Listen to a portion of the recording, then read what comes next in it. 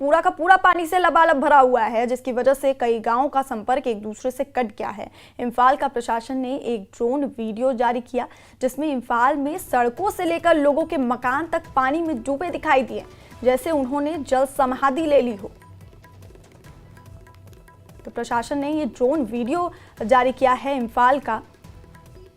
इसमें देख सकते हैं आप कि सड़कों से लेकर लोगों के मकान तक कैसे डूबे दिखाई दे रहे हैं।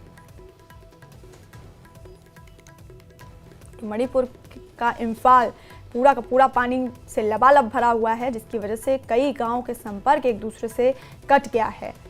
तो वही प्रशासन ने ये ड्रोन वीडियो जारी किया है, जिसमें सड़कों से लेकर लोगों के मकान तक पानी दिखाई दे रहा है। बाढ़ जैसे हालात वहां पे बन गए हैं।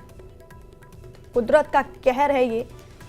मणिपुर के इम्फाल की तस्वीरें आपको दिखा रहे हैं, जहां पर मकान, सड़क, हर जगह पानी ही पानी है।